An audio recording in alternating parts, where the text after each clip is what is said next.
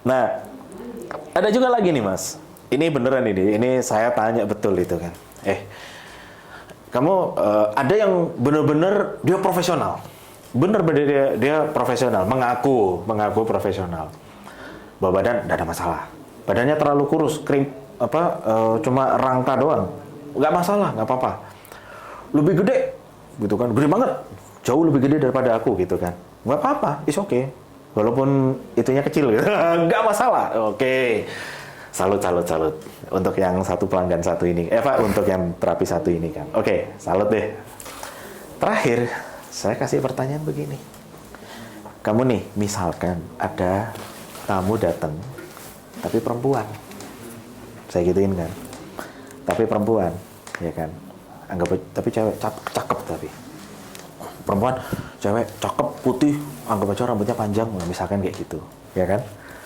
Nah, terus dia minta servis dari kamu, ya kan? Dia servis dari kamu. Ternyata, anggap aja dia lesbi, misalkan begitu. Terus dia pingin gituan sama kamu, ekstra servis sama kamu. Kamu mau nggak? Langsung dengan tegas, ya nggak mau lah, kan ini kan cewek gini. Loh, kenapa nggak mau? Profesional kan? Gitu loh. Profesional, ya kan? Dia cewek loh. Kalau misalnya dia cantiknya kayak artis gitu, anggap aja kayak gitu. Atau dia cantiknya kayak endorser atau pragawati gitu kan. Cuman problemnya dia lesbi gitu kan. Padahal dia cantik. Kamu tetap nggak mau? Nggak mau dia. Ya udah, kalau cowok tomboy, misalkan rambutnya pendek gitu kan, cowok tomboy tapi lesbi gimana? Nggak mau juga. Nggak profesional kan? Gitu. Loh, kenapa? Kalau gitu kamu nggak profesional dong. Saya gituin kan, kamu nggak profesional.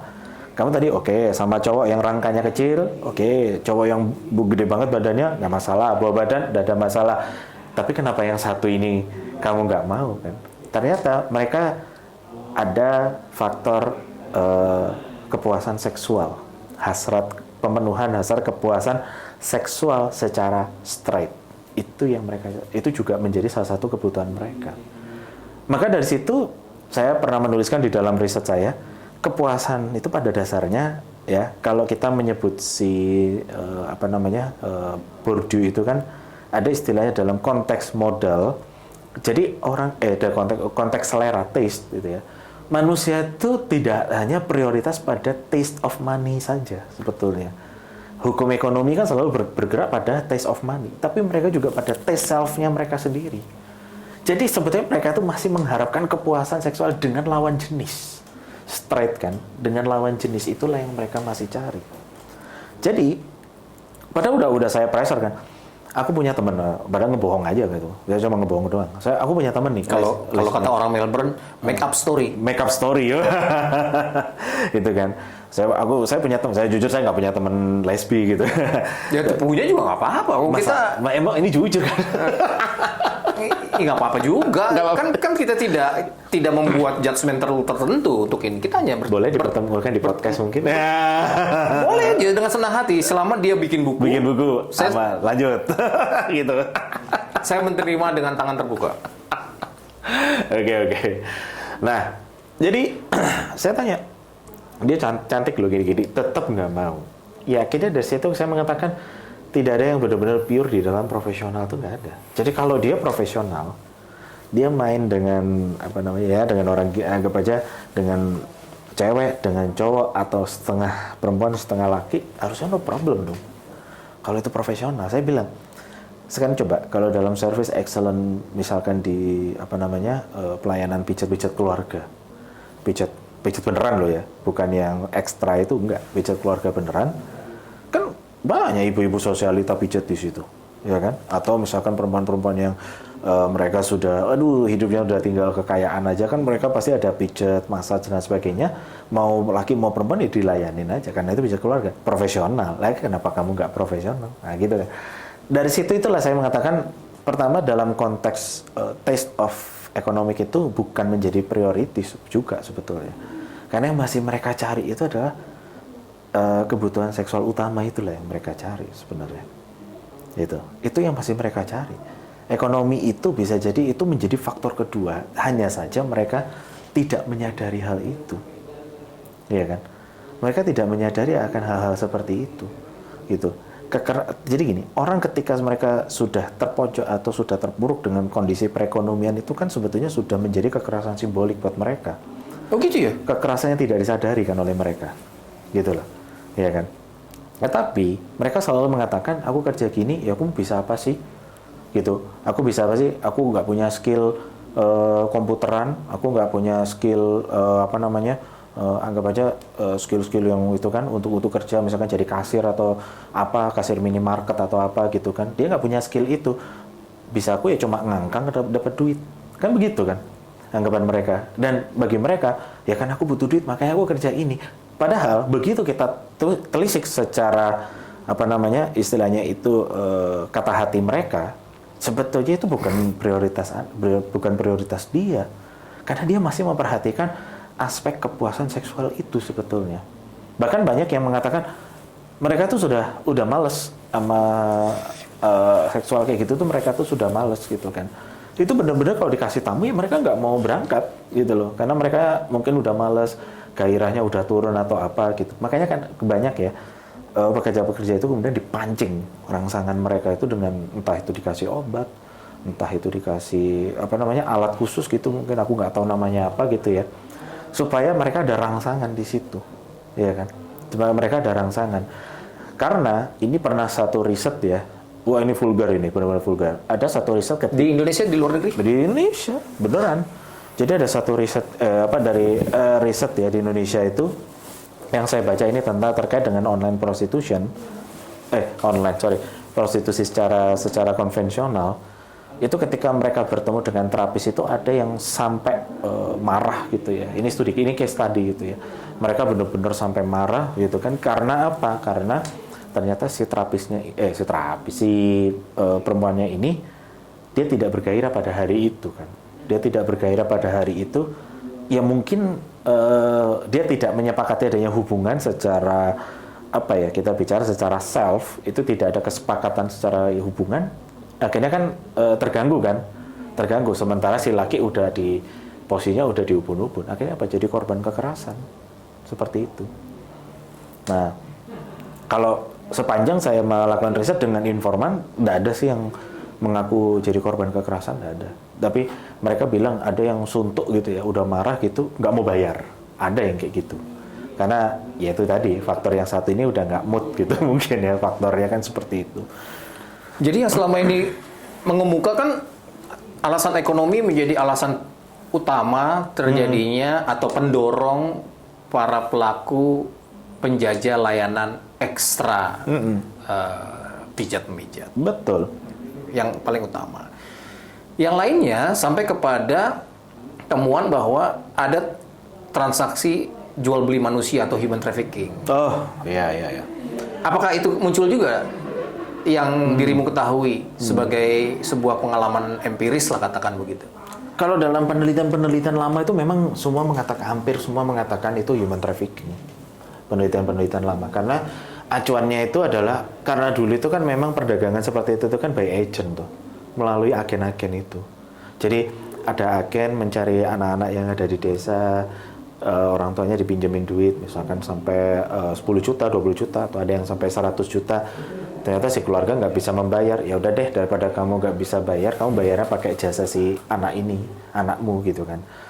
Si anak inilah yang akan membayar jasa atau membayar hutang dari orang tuanya.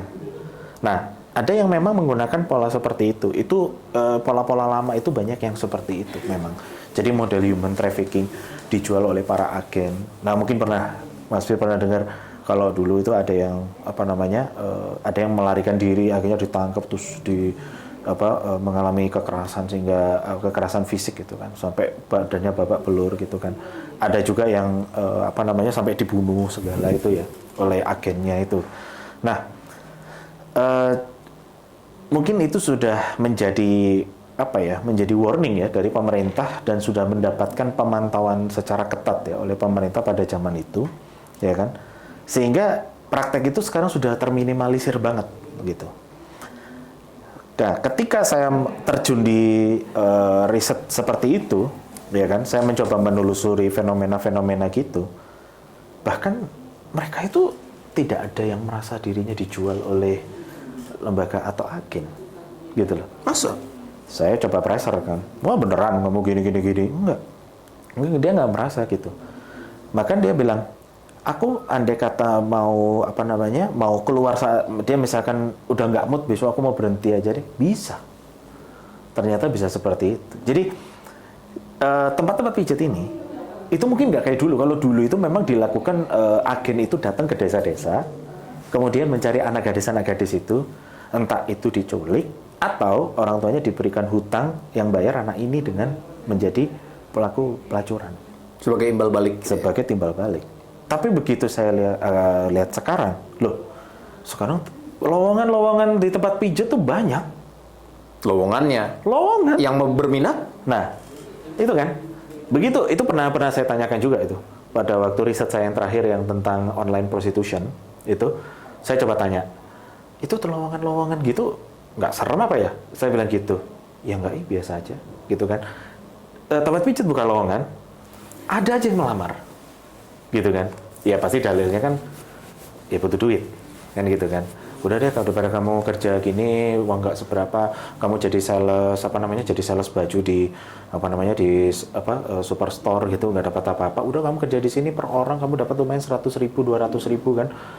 Ya dia pasti kan kalau iming-imingnya, kalau kita bicara bahasa kekuasaannya kan pasti adalah, kamu kalau kerja di sini, ya pelangganmu banyak, kamu bisa dapat, misalkan per bulan itu dapat 15 juta. Dengan kata-kata 10 atau 15 juta saja itu sudah banyak yang mau itu. Kalau pelangganmu banyak di sini, kamu bisa dapat 15 juta. Lebih banyak lagi bisa dapat 30 juta. Kalah kerja kantoran, ya kan? Nah, bahasa kekuasaan yang kan gini, kalau kita bicara komunikasi itu kan bisa dijadikan sebagai alat instrumen kekuasaan kan. Nah, kata itu sebagai alat kekuasaan. Kamu kalau kerja di sini, kamu dapat 10 juta. Kamu kerja di sini dapat 15 juta. Padahal itu kekerasan simbolik sebetulnya. Karena dengan catatan, kalau lu mau dapat angka segitu, ya lu harus melayani tamu banyak. Nggak cuma pijet doang. Lu juga harus melayani secara ekstra service itu tadi, entah itu ML, HCBC, dan kawan-kawan. Gitu. Nah, sekarang, ya, saya pernah menanyakan, kamu ada nggak sih disiksa apa gitu? Nggak ada. Dia mau keluar aja. Bahkan ini yang informan yang pada waktu saya meneliti online prostitution, dia bilang, aku pindah ke sini, aku udah nggak nyaman di sini, nggak enak sama teman-temannya pada jelesan, ngomongnya kayak gitu. Sesama terapis? Iya. Si maminya bilang, si mami sekarang udah pilih kasih lah, gitu ya istilahnya, pilih kasih atau diskriminasi lah. Kalau dia deket nih sama si terapis yang namanya Tulip, anggap aja gitu ya, atau sebut saja dia Tulip. Ya, yang terdiskriminasi bernama Mawar, gitu ya. Si mami ini lebih suka sama si Tulip atau sama si Melati. Si Mawarnya kasihan, nggak dapat pelanggan kan, karena lebih beratin ke sini kan. Ini nggak betah. Aku udah nggak betah di sini, nggak seneng. Dia mau keluar, gitu. Dengan santainya dia keluar. Tahu-tahu aja nelpon, Mas, aku udah pindah tempat ini nih, di mana, di daerah sini gitu kan. Lah, bukannya kamu di tempat pijat yang ini? Enggak, aku sekarang udah pindah ke sini. Lah, berarti kan enteng banget kan? Dia keluar kan? Gitu loh. Jadi tidak ada yang mengekang. Bahkan saya tanya, kamu nggak apa-apa keluar? Ntar kamu diculik, ntar kamu dibunuh, ntar kamu di ini. Alah, nggak ada kayak gitu-gitu di sini. Dengan tenangnya lagi dia bicara kayak gitu. Aku keluar, Mas, ntar lagi juga pasti ada yang ngelamar. Beneran ada yang ngelamar. Gitu. Nah, rekrutmen sistem itu di dalam terapis pijat, nah ini ada yang unik nih. Apa tuh? Dia ngebuka lamaran, pelamarnya banyak. Membuka lowongan? Membuka lowongan, pelamarnya banyak. Oh, banyak ya? Banyak. Tahu dari mana? Nah, kesaksian. Kan begitu kan? Ya kan memang. Kesaksian dari sisi terapis, kok bisa tahu? Terapis iya, dari si pihak pantinya juga iya. Oke. Gitu kan. Nah, memang nggak sebanyak yang melamar di warung sebelah ya, kan gitu ya.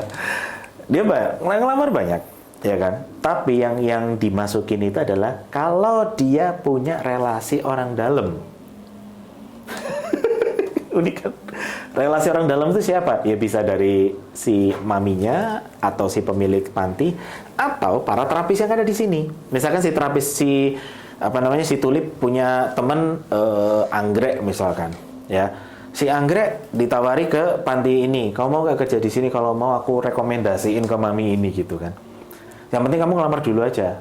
Nanti dia akan bersaing dengan sekian orang, dia diprioritasin karena dia rekomendasi orang dalam. Pasti dicek dong. Oh ya oke lah, kamu secara fisik oke, tampangmu oke, cantik lumayan, ya udahlah gitu. Itu. Jadi itu yang direkomendasiin. Kebanyakan seperti itu. Mau itu online terapis kayak mau itu terapis ini, yang diprioritasin yang itu. Kenapa? Karena anggapannya gitu ya, anggapannya adalah ya yang penting kan ada yang bisa menjamin lah, kan begitu kan. Ada yang bisa menjamin dan dia kamu pendapatannya itu bukan bulanan tapi berdasarkan per tamu gitu. Saya sampai bingung ya, di mana-mana kalau orang kerja kantoran pakai orang dalam, oke lah itu mah udah cerita lama ya. Ini mau jadi terapis saja kok ya pakai ordal gitu. Dulu orang nggak ada yang mau kan kerja kayak gitu, ya kan? Ya, apa namanya, orang siapa sih yang mau jadi gitu kan? Yang mau jadi perempuan pelayan apa nafsu seksual gitu. Dulu orang nggak ada yang mau kayak gitu, sehingga agen-agen datang ke lapangan menculik, ibaratkan tanda kutip dia menculik atau menculik beneran dijadikan pelacur. Sekarang enggak, banyak yang mau menawarkan sampai-sampai kalau mau masuk harus pakai orang dalam. Ini berarti evolusinya udah kebalik tuh. Dan pada saat itulah saya mengkritik apa namanya teori-teori atau konsep-konsep lama itu saya kritik itu. Saya kritik bahwa sebetulnya itu sekarang human trafficking itu hanya di bawah dari mungkin hanya 20 atau 10%. Karena selebihnya itu adalah mereka itu masuk dan sukarela kok. Mau jadi gitu tuh mereka sukarela, mau ini pengen ini tuh itu mereka sukarela. Perkara dia dulunya punya trauma yang begitu berat mungkin ya, karena mayoritas hampir semua, mungkin kalau andai kata kalau kita bicara 90% ya 80% itu adalah janda. Oh ya? Yes. Yang non janda itu bisa sepanjang yang saya temukan itu bisa dihitung tangan lah. Tapi mayoritas itu janda, entah itu anak 1, anak 2, anak 3 gitu. Ya kan? Pasti janda. Gitu. Kebanyakan mayoritas. Itu boleh nanti dikonfirm ya, mungkin audiens ada yang mau ngetes gitu kan, tempat pijat langsung tanya aja udah. Pernah nikah gitu? Mayoritas pernah. Tapi ada juga yang belum pernah nikah, ada. Tapi mereka rata-rata punya trauma-trauma terdahulu itu adalah satu ya, dia pernah nikah, ditinggal suaminya, terus akhirnya menjanda, nggak tahu mau kerja apa, ya udah kerjanya kayak gitu. Terus ada juga yang belum nikah tapi keperawanannya udah dirusak sama pacarnya. Akhirnya bingung kan, ya udah ketidakperawanan ini dijadikan aset untuk mencari duit. Kayak gitu. Ada yang seperti itu. Nah, dan mereka semuanya sukarela. Nggak ada yang saya temukan sepanjang yang saya nggak ada yang benar-benar mereka di-pressure oleh agen apa gitu, nggak ada gitu. Terus padahal kan saya pada waktu melakukan wawancara kan saya ajak ketemu di kafe-kafe kan. Kamu dipantau nggak? Dipantau? Kagak ada mas, gini-gini. Aku mah datang-datang sendiri gitu kan. Kalau misalnya aku datang gini terus aku bawa ke hotel atau kemana, ya sok atuh, yang penting harganya cocok aja. Dia jawabnya kayak gitu, ya kan? Dia merasa bebas aja gue, kan begitu kan? Nah itulah yang saya bilang kayaknya ada sedikit pergeseran dalam konteks paradigma memandang prostitution itu ada sedikit pergeseran. Dulu kita pakai paradigmanya human trafficking, mungkin sekarang kita pakai paradigma dengan sukarela, kan gitu ya. Nah, sukarela itu, tapi begini, tidak ada istilah sukarela yang benar-benar makan siang gratis, itu nggak ada. Orang mau seperti itu, kalau menurut si Pierre Bourdieu ya, kebetulan saya waktu itu riset pakai pandangan Bourdieu itu, orang itu pasti diinkubasi, gitu ya, itu diinkubasi. Manusia itu akan diinkubasi seperti militer lah, anggapannya seperti militer. Militer itu kan diinkubasi, dia ditekan oleh struktur yang ada di situ, no demokrasi yang ada di situ kan, sehingga militer pun punya kepribadian, dia punya apa namanya, punya ketangkasan, punya kejelian dan lain sebagainya, kan pasti berbeda dengan orang sipil biasa. Nah, terapi juga begitu. Ketika dia diinkubasi, ya dia sudah akan termindset dengan sendirinya, gitu kan. Tidak perlu dipressure dengan cara menjadi human trafficking, tapi dengan kekuatan struktur itulah, proses inkubasi itulah bagian dari perbudakan itu sendiri. Dulu orang kan benar-benar dipaksa dengan keras secara fisik menghasilkan uang. Sekarang dibalik. orang ini dibuat senang dulu, diiming-imingi dulu, dibuat senang, nanti kamu akan dapat A, B, C, D dan lain sebagainya. Padahal itu kan tujuannya adalah untuk mendatangkan keuntungan bagi si panti pijatnya. Nah itulah instrumen kekuasaan komunikasi itu kan dipakai di situ. Jadi nggak ini ya, yang sekarang itu didengung-dengungkan sampai ke banyak Gen Z gitu karena kesulitan mendapatkan pekerjaan karena akibat tidak memiliki jaringan orang dalam atau ordal. Ternyata itu juga berlaku di dunia Prostitusi. prostitusi murni atau pijat memijat atau prostitusi berkedok pijat memijat atau bagaimana? Semuanya. Kalau itu mah semuanya kayak gitu. Ada yang pijat yang menggunakan aplikasi jarak jauh gitu. Ada yang kayak gitu. Nanti kita coba cerita-cerita itu. Tapi aku tertarik nih soal yang ordal-ordal ini dihubungkan dengan intensi atau keinginan dari personal dari si pelakunya atau si terapisnya itu. Kan? Ada kecenderungan membantah anggapan bahwa mereka diperjualbelikan, tapi mereka yang menawarkan diri. Apakah itu juga berlaku di kalangan mahasiswa-mahasiswi yang konon kabarnya juga melakukan hal-hal seperti itu? Soalnya yang aku dengar itu dan yang aku dapati cerita itu ada beberapa yang klasik kan seperti temuan yang lalu ada namanya ayam kampus gitu. Yang ternyata yang drama yang menarik di cerita itu ada yang muncul ayam kampus ketika menjajakan diri yang menggunakan atau memakai jasanya adalah dosennya. Kenapa ketawa? Pernah? Ada temuan seperti itu jangan-jangan? Ada. Gimana ceritanya? Aduh, maaf ya Pak, Bu. Ada yang kayak gitu ya. Jadi saya nggak tahu ya. Mungkin anggap aja si dosen ini gitu kan, atau si orang ini gitu. Gini, kalau dia menggunakan aplikasi digital. Ada yang memang aplikasi itu saya yakin lah audiens sudah tahu semua itu kan, yang udah bukan rahasia umum gitu yang menyebutnya ya. Apa? Masa sebut merek? Nggak apa-apa. Wah bahaya. Kalau yang satu ini janganlah. Oh gitu, oke. Atau kita menyebutnya aplikasi hijau gitu ya kan, banyak tuh aplikasi hijau kan banyak ya. Nah jadi dalam aplikasi hijau itu kan dia bisa mencari. Sebetulnya itu kan aplikasi yang dari awal digunakan untuk mencari pertemanan di jarak yang sekian ratus atau sekian kilometer tuh. Awal mulanya kan itu sebenarnya aplikasi nggak ada masalah. Bukan aplikasi yang bertujuan untuk prostitusi, bukan. Itu mah aplikasi biasa sebetulnya yang kalau dulu orang BlackBerry kan tukar PIN. Kalau WA itu tukar nomor gitu kan. Orang kalau WA apa segala kan dia harus pakai nomor. Udah that's it. Kalau WA itu kan settle banget ya. Udah pakai nomor. Nah, si aplikasi ini dia bisa menggunakan aplikasi itu untuk mencari pertemanan dengan jarak radius sekian meter atau sekian kilometer lah gitu ya.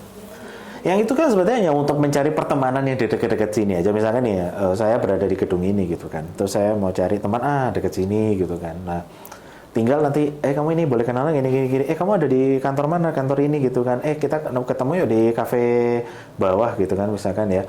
Ya udah, nanti dia ketemu tuh di kafe bawah ngobrol gitu. Ini problemnya adalah yang memanfaatkan aplikasi seperti ini tuh bukan orang-orang yang seideal itu, gitu loh. Yang memanfaatkan itu adalah ya para penjajah-penjajah jasa seksual itu. Dia mungkin sudah ibaratnya dia nggak mau terikat dengan sistem prostitusi yang terikat dengan satu panti, terikat dengan satu perusahaan misalkan perusahaan hiburan gitu ya, atau tidak mau terikat dengan satu tempat tertentu. Gue pengen berdikari gitu loh, ya kan, berdiri sendiri. Ya udah, jadi dia bisa ada dua kemungkinan. Pertama, dia bisa menjadikan tempat kos sebagai prakteknya prostitusi. Karena banyak loh kos-kosan yang dipakai untuk itu tuh ada banyak banget gitu kan. Tempat kos dijadikan praktek prostitusi yang biasanya tempat kos yang bebas pastinya. Kalau tempat kos syariah kan nggak mungkin. Atau yang misalkan khusus putri, khusus putra itu nggak ada. Pasti tempat kos yang bebas. Itu pasti itu. Bebas sebebas-bebasnya. Nah, itu yang dijadikan sebagai tempatnya dia untuk cari pelanggan, untuk praktek lah istilahnya gitu kan. Dia nyari pelanggan itu dari radius sekian meter, sekian kilometer. Nah, siapa yang tertarik gitu kan? Nah, itu dia bisa langsung kontak di situ aja udah, nggak usah pakai tukar nomor handphone, udah lewat situ. Tanpa kita harus menunjukkan siapa foto kita, tanpa harus menunjukkan nama atau mau kita covering kita samarkan semua, tidak mencantumkan nomor handphone, ya udah hanya by chatting itu saja. Alat chatting itu saja. Udah, nanti dia bisa langsung janjian di mana gitu kan. Bahkan ada yang para pelaku prostitusi ataupun termasuk terapis yang sudah bekerja dengan menggunakan sistem aplikasi, itu dia sudah ngebooking hotel yang mungkin per malamnya cuma 100.000 atau yang per malamnya 200.000 gitu. Dia cukup ngebooking hotel yang tarif-tarif segitu aja, 100-200 per malam gitu kan. Udah, nanti pelanggan itu dia akan mendatangi mendatangi si pelakunya ini, si terapis ini di tempat hotel itu gitu kan. Jadi sistemnya jarak jauh, tapi kalau saya bilang itu jauh lebih mengerikan daripada yang terorganize di dalam satu tempat. Kan nggak ada yang bisa menjamin kesehatannya gimana, ya kan? Terus iya kalau dia main di kos itu aman, tiba-tiba digerebek sama orang satu kampung, gimana coba? Ya kan? Kalau tempat pijat terapis mayoritas mereka sudah punya dana keamanan gitu. Kalau yang kayak gini gimana coba? Ya kan? Nah, itu yang agak-agak ke aplikasi yang digital semacam ini gitu kan. Itu lebih mengerikan. Karena apa? Penyebarannya jauh lebih penyebarannya itu bisa radiusnya itu bisa sebesar itu gitu loh. Bahkan saya sebenarnya sangat appreciate ya terhadap pemerintah, contoh wali kota Surabaya menggusur Doli itu kan. Ditutup semua praktik prostitusi yang ada di Doli itu semuanya ditutup. Termasuk prostitusi yang pernah ditutup oleh Pak Anies Baswedan, Pak Ahok itu, saya sangat mengapresiasi kinerja itu. Dan itu betul, sesuai dengan amanat undang-undang. Tetapi, dampak afternya itu justru mengerikan, saya melihat. Penyebarannya lebih luas. Dan benar-benar yang uncontrol. Gitu itu benar-benar tidak terkontrol sama sekali. Kalau dulu orang masih bisa terdata, ada berapa sih data jumlah para pekerja seks komersial gitu kan. Karena dulu terlokalisasi, makanya bisa didata. Lah kalau udah pakai online siapa mau mendata? Iya kan? Satu orang bisa bikin fake account aja bisa 4 sampai 5. Pakai bot itu kan bisa, dia 4 sampai 5. Lah gimana orang bisa gitu kan? Itu lebih mengerikan menurut saya. Gitu. Nah, ya makanya itu tadi gitu kan. Nah, kalau dia berlaku seperti itu, apa dia terorganize? Apa dia menjadi korban human trafficking? Enggak kan? Artinya dia menawarkan diri kan dengan cara seperti itu. Dan yang lebih jeleknya lagi adalah kebanyakan mereka itu kalau mau menjajakan diri nggak berani pakai fotonya sendiri. Foto orang dipakai. Makanya dulu ada yang selebgram atau YouTuber marah-marah kan? Gara-gara fotonya, foto dirinya disalahgunakan di aplikasi itu, ya kan, menawarkan seksual, tapi fotonya dipakai, ya kan. Nah, itu foto orang dipakai. Nah, kemungkinan si dosen atau si guru ini dia ngebooking karena dia ngelihat fotonya itu adalah foto guru orang. atau dosen? Katanya sih dosen. Ya nggak apa-apa. Ya setahu dirimu aja. Ya dosen gitu ya. Kalau dirimu nggak berkenan nggak usah. Tapi kalau dirimu punya dan berkenan, punya cerita dan berkenan. Loh iya beneran dosen. Dosen. Iya. Itu dosen.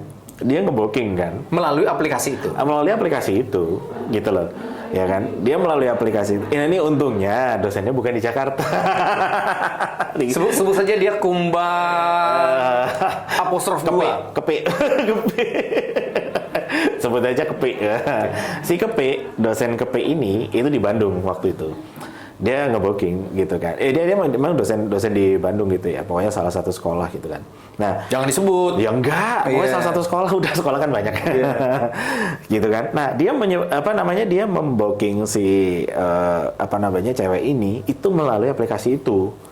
Nah, di aplikasi itu dia pakai fotonya orang lain. Si Ya, yang di booking ini. kayaknya selebritis lah atau siapa gitu ya. Itu sering memang fotonya sering dipakai gitu kan.